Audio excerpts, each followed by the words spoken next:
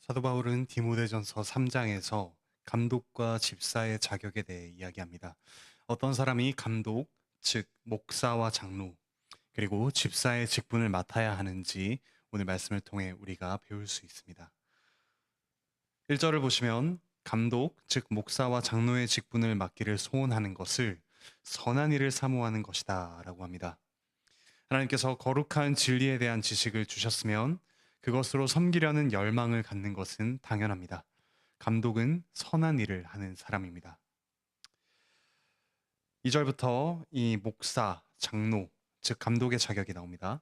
그 자격은 곧 책망할 것이 없어야 한다는 것입니다. 즉 비난받지 않아야 한다는 뜻입니다. 구체적으로 다음과 같은 자격들이 있습니다. 첫 번째로 가정을 잘 세우는 사람입니다. 한 아내의 남편으로서 가정에 헌신적인 사람입니다. 4절에 나오듯이 자기 집을 잘 다스려야 합니다. 즉, 가정의 질서를 세우고 가정 경제를 적절하게 운영하는 사람입니다. 그리고 자녀들이 잘 순종하도록 가르쳐야 합니다. 둘째 자격은 2절에 나오듯이 절제력이 있고 신중해야 한다는 것입니다. 그리고 여기 나오는 단정하다라는 말은 존경스럽다라는 뜻입니다. 그리고 3절에 나오듯이 술을 즐기거나 구타하는 것 같은 외적인 흠이 없어야 합니다. 단순히 물리적인 폭행을 넘어서서 사람을 협박하며 권위로 누리려는 이런 정신적인 폭력을 행해서도 안 됩니다.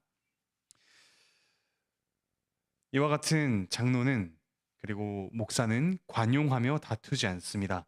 오히려 온유하고 평화를 만들어가는 사람입니다. 돈을 사랑하는 무력이 없습니다. 바로 이런 성품을 가진 사람이 진정한 권위를 가집니다. 세 번째로 2절에 나오듯이 손님 대접을 잘 해야 합니다. 이 손님 대접을 한다는 말은 당시 각 지역의 복음을 전하는 사람에게 숙식을 제공하는 것을 말합니다.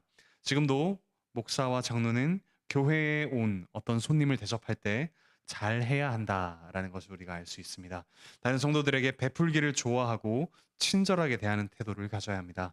네 번째로 또한 2절에 나오듯이 가르치는 일을 잘해야 합니다. 단순히 지식적으로만 많이 알고 말만 잘하는 것이 아닙니다. 하나님의 말씀 앞에 겸손하고 성도의 삶에 유익하게 잘 적용하여 가르치는 그런 자질이 필요합니다. 다섯 번째로 믿은 지 얼마 되지 않은 성도는 목사 또는 장로로 세워져서는 안 됩니다. 6절에 나옵니다. 왜냐하면 얼마 되지 않았을 때 그가 중요한 직분을 맡게 된다면 마귀가 당한 정죄를 받을 수 있습니다. 즉, 내가 인정받는 사람이다라는 교만에 빠질 수 있기 때문입니다. 여섯 번째로 7절에 나오듯이 일반 사회에서도 비기독교인에게 도덕성으로 인정받아야 합니다. 그래야 세상의 비방과 마귀의 올무에 빠져서 점점 더 악을 행하는 일을 일으키지 않습니다. 이런 자질들은 어떻습니까?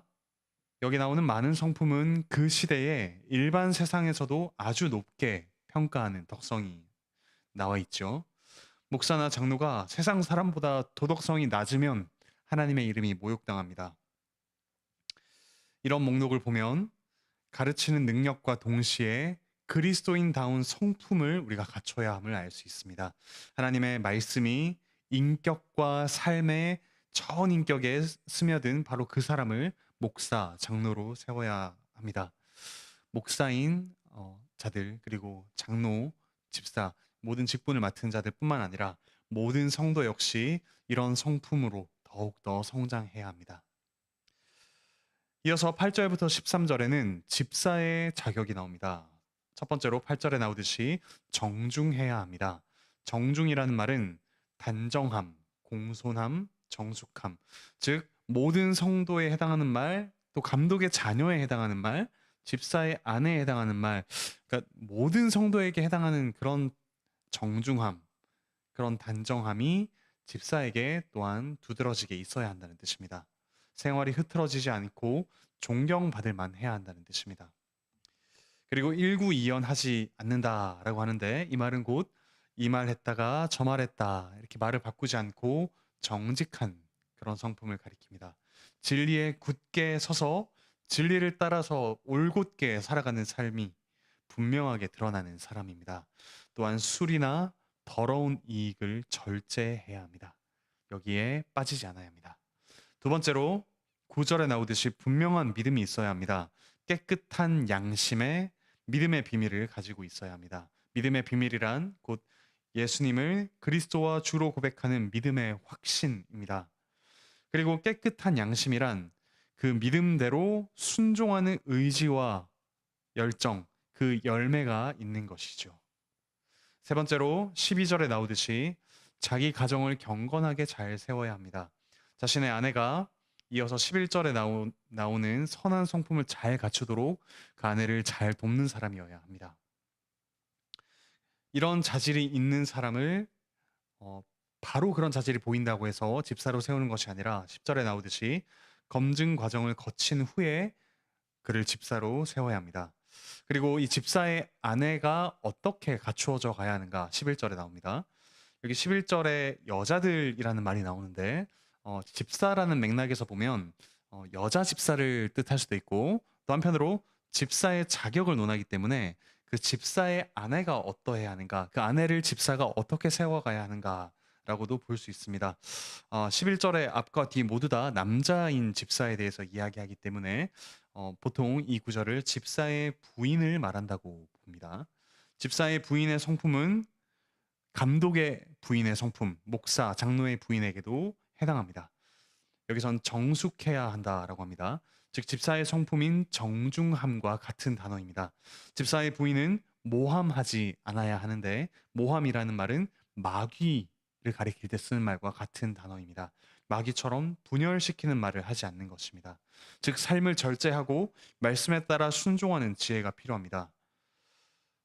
그리고 여기서 요구되는 충성하는 것, 이 충성이란 말은 믿음직스럽고 신실한 태도입니다. 목사, 장로, 집사가 직분을 잘 감당하려면 또한 아내의 역할 역시 중요합니다. 왜냐하면 이런 가정을 잘 다스리는 자가 하나님의 가정인 교회를 역시 잘 세울 수 있기 때문입니다. 그리고 이렇게 교회를 세워가는 집사의 직무에 대해 13절에서는 이 직무를 잘 감당하면 아름다운 지위를 얻는다라고 이야기합니다. 그리고 집사라는 직분 자체가 아주 영광스러운 일입니다. 그런 영광스러운 일을 행할 때 믿음의 담력을 얻습니다. 하나님 앞에서 양심의 자유 그리고 담대함을 얻지요. 집사로서 자기 직무를 잘 함으로써 양심의 떳떳함을 경험할 수 있습니다. 그리스도께서 우리의 죄를 사하셨지만 또한 그것을 실제적으로 아주 교회를 세워가는 그 현장에서 경험하는 것이 바로 이 직무를 잘 감당하는 것이죠. 목사와 장로도 마찬가지입니다. 그런데 여러분, 이 목사와 장로 그리고 집사의 자격 그리고 그들의 아내의 자격을 온전히 갖춘 사람이 있을까요? 그런 사람은 없을 것입니다. 다만 하나님을 믿으면서 그 자신의 인격이 그런 방향으로 변화되어 가는 사람, 마음의 방향이 분명하게 이렇게 갖추어진 사람이 직분자로 세워질 수 있습니다. 하나님께서는 완벽한 사람이 아니라 이처럼 완벽하신 그리스도로 인해 구원받은 자, 그리고 이런 부족한 자를 직분자로 세우십니다. 하나님의 은혜로 그가 점점 더 성장해 가는 것을 모든 성도들이 함께 봅니다. 그러면서 이 교회를 변화시켜가는, 모든 성도를 변화시켜가는 하나님의 놀라운 은혜를 경험합니다. 그러므로 모든 성도 역시 여기 나오는 목사, 장로, 집사와 같은 성품이 자라가야 합니다. 그리스도 안에서 그분의 은혜를 바탕으로 그분을 닮아가며 성품이 자라가야 합니다. 그러므로 교회의 직분자와 또한 모든 가장들이, 여러분 한 사람 한 사람이 이렇게 성숙해지기를 함께 기도합시다. 하나님께서 분명히 은혜를 베푸실 것입니다. 이처럼 직분을 세우는 것은 교회가 진리 안에서 서도록 하기 위해서입니다. 그러니까 직분자가 역할을 다할 때 경건의 비밀인 그리스도를 잘 전파합니다. 그리고 모든 성도가 바로 그 비밀이신 그리스도와 같은 삶을 살게 될 것입니다. 그러니까 직분자 개인이 단순히 잘 사는 것이 아니라 온 교회가 온전하게 세워지는 것을 경험하게 됩니다. 이렇게 교회가 세워지는 것을 말한 후에 사도 바울은 16절에서 그리스도를 찬양합니다. 그분은 세상에 육신으로 나셨으나 영적인 능력이 그분 안에 있었습니다. 그래서 그분은 부활하여 우리를 살리는 영으로서 능력이 있으십니다. 승천하여 하늘의 천사들에게 나타나셨죠. 땅에서는 성령님과 교회를 통해서 복음을 전파하십니다. 그리스도께서 일하심으로 이 세상에서 믿는 자들이 늘어납니다. 지금도 하늘에서 영광 가운데 이 세상을, 교회를 다스리고 계십니다. 이처럼 사도 바울은 디모데의 직분에 대해서 이야기하면서 1장 16절에서 3장 16절에서 하나님께 찬양을 올립니다. 디모데가 세울 목사와 집사의 직분을 말하면서 다시금 앞에서 시작한 찬양을 끝냅니다. 교회의 목적은 단순히 우리가 이런 직분자를 갖추었다, 이런 시스템을 잘 갖추었다라고 스스로 만족하는 것이 아니라 하나님의 이름을 찬양하는 것입니다. 우리 교회가 그리스도의 비밀을 알고 그분을 따라 살아가며 그분이 행하신 놀라운 일들을 온전히 찬양하는 것입니다. 찬양하는 교회를 만들기 위해 직분이 잘 서기를 함께 기도합시다. 사랑하는 형제자매 여러분, 말씀을 맺겠습니다. 우리 한 사람 한 사람 모두가 하나님께서 오늘 감독과 집사의 자격이라고 말씀해 주신 그 성품을 온전히 갖춰가도록 함께 기도합시다. 그리고 특별히 직분자로 세워진 이들이 이와 같은 자질을 잘 갖추어서 그리스도, 이 하나님의 비밀을 온전하게 잘 드러내며 우리 모두가 하나님을 찬양할 수 있도록 함께 기도해 주시기 바랍니다. 그리고 이런 직분을 사모하는 여러분이 되시길 바랍니다. 우리를 통해 영광 받으실 우리 하나님을 함께 찬양합시다. 기도하시겠습니다.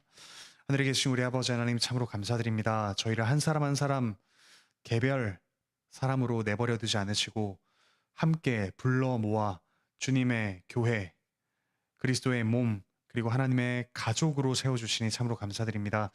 저희가 하나님의 놀라운 선물인 직분을 받았음에 참으로 감사드립니다.